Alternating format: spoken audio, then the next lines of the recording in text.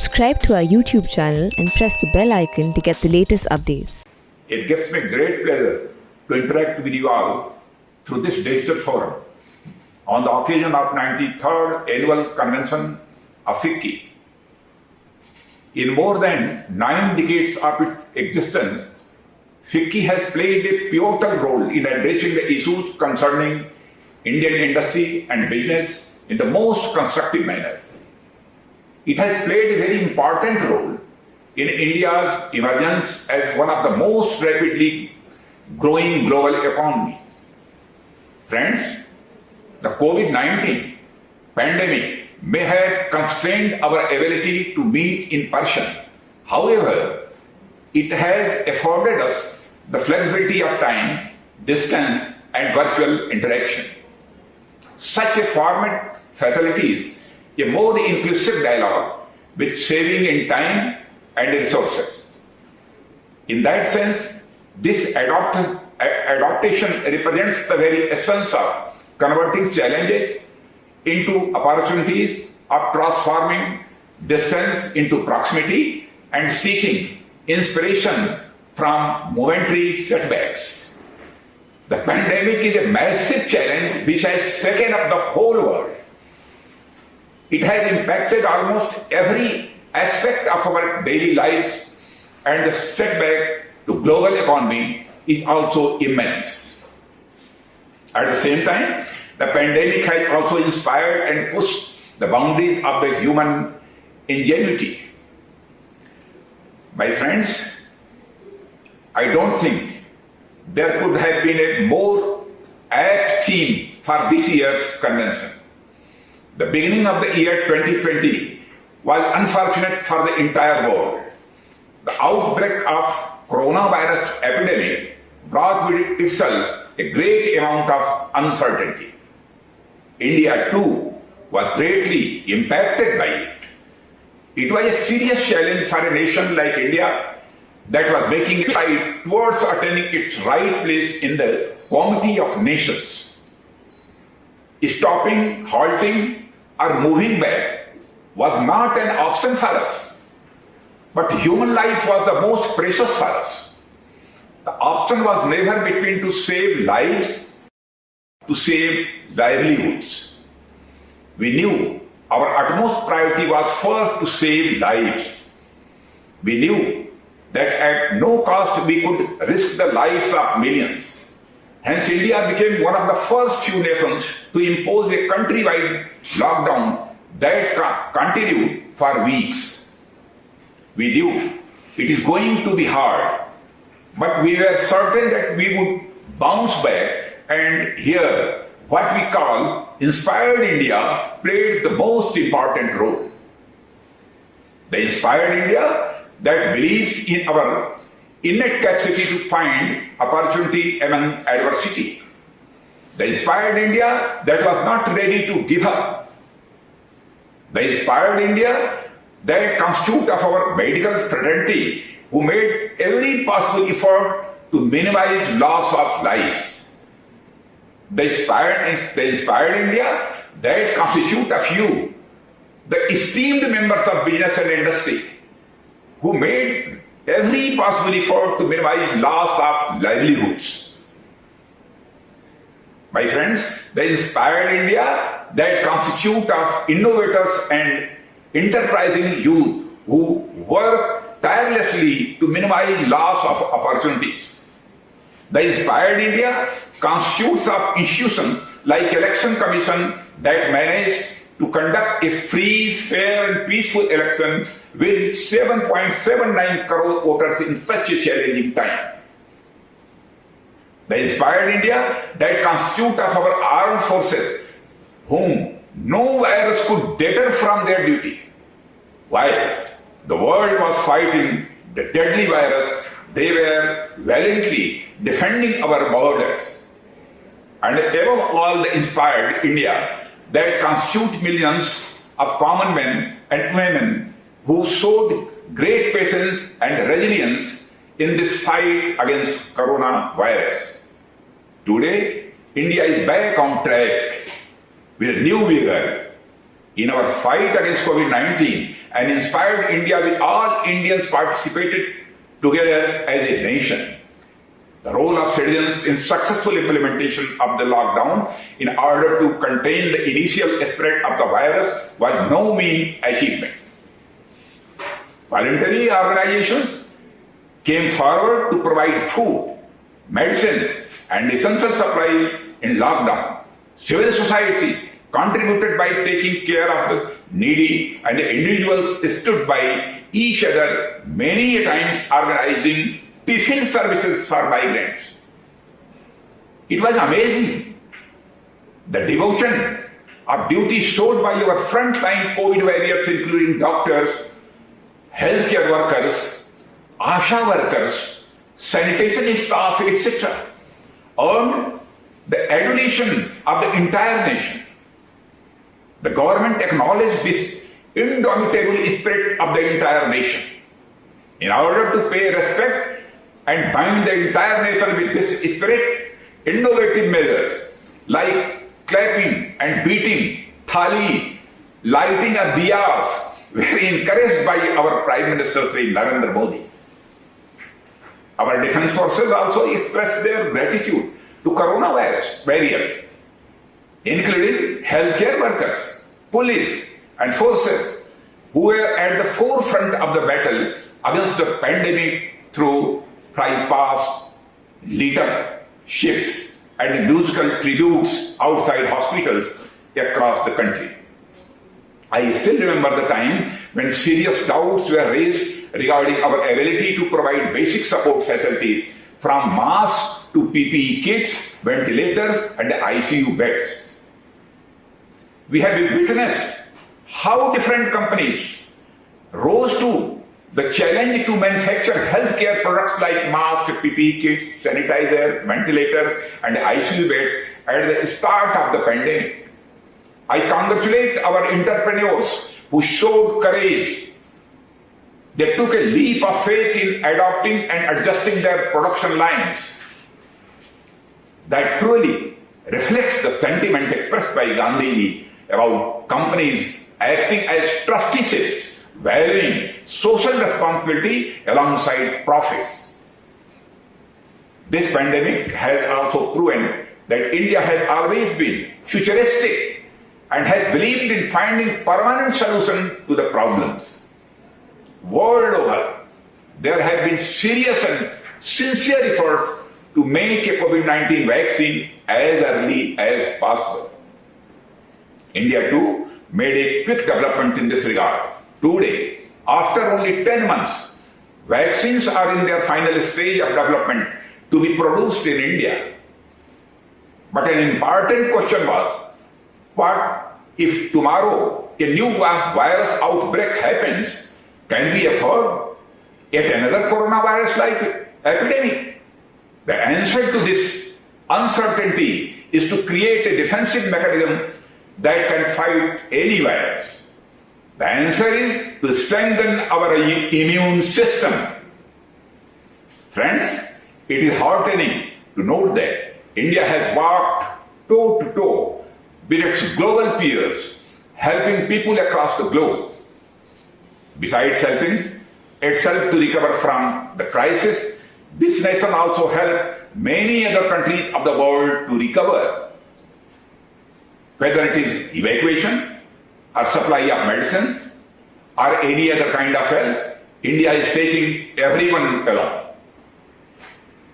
That is, India has been inspired by itself and has also inspired others to help them get revived. There is a self-inspiration of India which has been embedded in us for centuries in the form of Sangakshadhvam, Sangvaradhvam, that is, may we all go together, let us all move together. Friends, this government is action-driven and believes in tackling the problem head-on. Right from the start, our government has taken various steps to mitigate the adverse impacts of COVID-19 pandemic. The financial packages that the government has released have had wide-ranging and far-reaching impact. Commencing with the initiative on 26 March 2020, a rupees 1.7 lakh crore package was announced, which focused on providing immediate relief to the poor, migrants, and both urban and rural workers also. It included food security and direct cash transfer. In May this year, a follow-up 20 lakh crore package addressed a number of challenges faced by the country. The focus of this initiative also aimed to provide a major impetus to the Atmanirbhar Bharat initiative.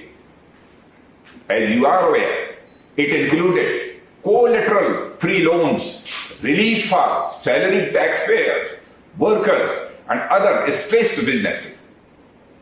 Government contracts up to rupees 200 crores were limited to only domestic firms. Nearly 81 lakh MSMEs have taken advantage of Prime Minister Narendra Modi's Emergency Credit Line Guarantee Scheme under the Atmanirbhar Bharat package. While special attention was given to MSME sector as they needed extra support, at the same time several important policy decisions were also taken to incentivize big businesses.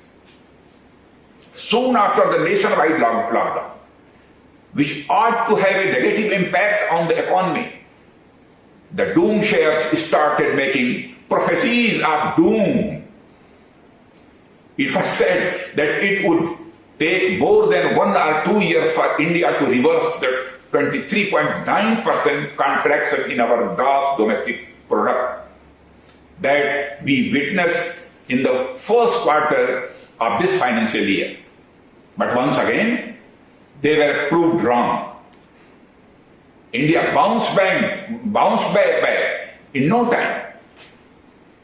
In the second quarter, the Indian economy registered a 7.5% contraction in its gross domestic product, and it was a significant improvement over the 23.9% contraction that we witnessed in the first quarter.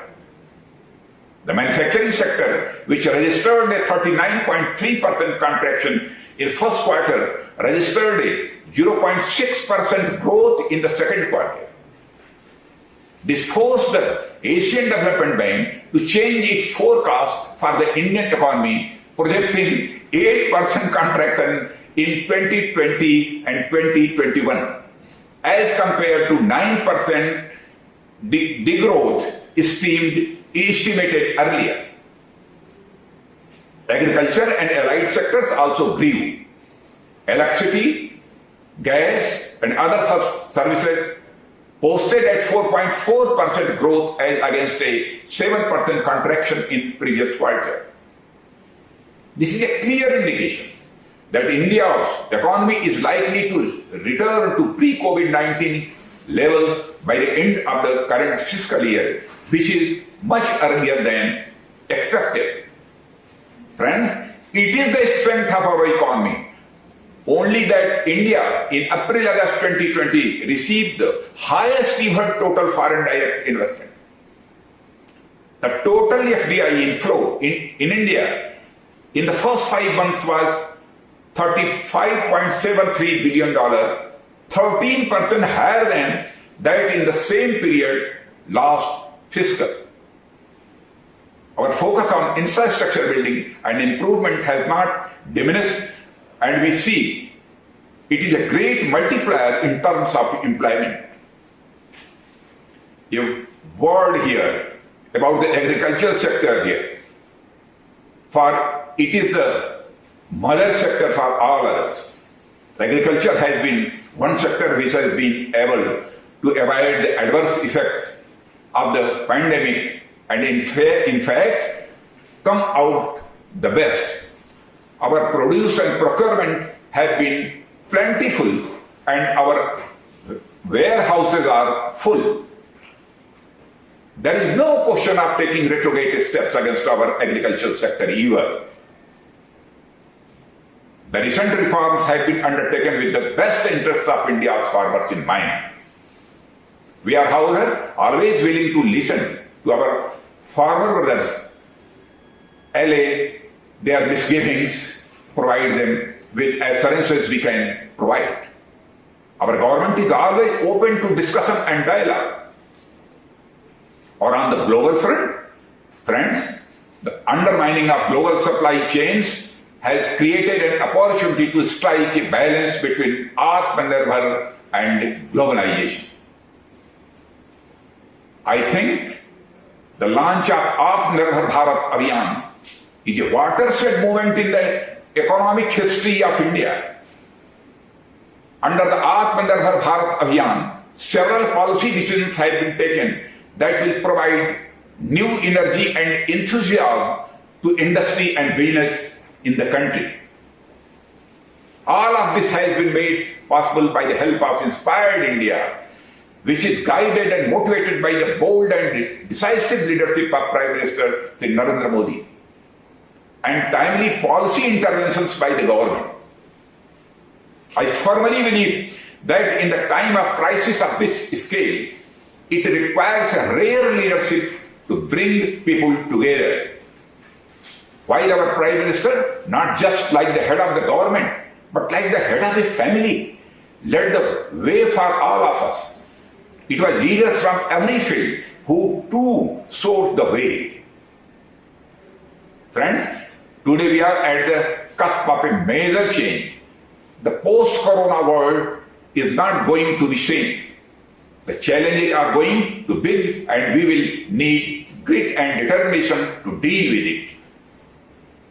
We will need the inspiration to deal with the new world order.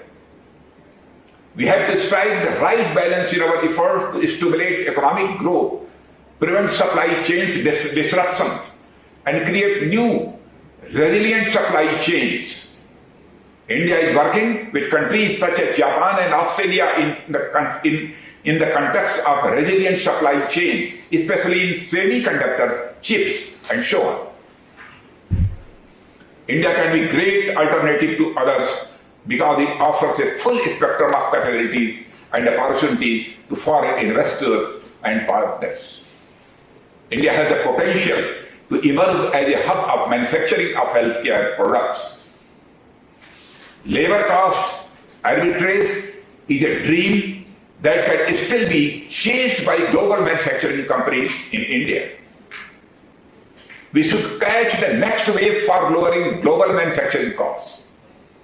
The Labour Code Bill 2020 is also our commitment to increase ease of doing business. I would urge the business community attending this seminar to look into the ways and means to ensure that India becomes a global manufacturer as soon. We need to take more fulsome advantage of the global shift in outsourcing of manufacturing to Asia. But to do this, we must scale up our skills as well. Among several sectors of the economy which are set to contribute towards our Atmanirbhar Bharat initiative and to the revival of growth, I believe the defense sector would play a significant role. Allow me to take this further and state in no uncertain terms that this is the approach we are trying to bring to the defense sector. It is not a very comforting fact that as one of the largest armed forces of the world, we are so import dependent in critical areas. While we have made some important strides in defense production, a lot more can and must be done. The unprovoked aggression on our Himalayan frontiers is a reminder of how the world is changing, how existing agreements are being challenged, how power is being asserted not just in the Himalayas but across the Indo-Pacific, and how uncertain the future of the region and the world could be in this backdrop. As you are aware, there is a big buildup of armed forces at the LAC in Ladakh. In these testing times, our forces have shown exemplary courage and remarkable fortitude. They fought the PLA with utmost bravery and forced them to go back. The coming generations of this nation will be proud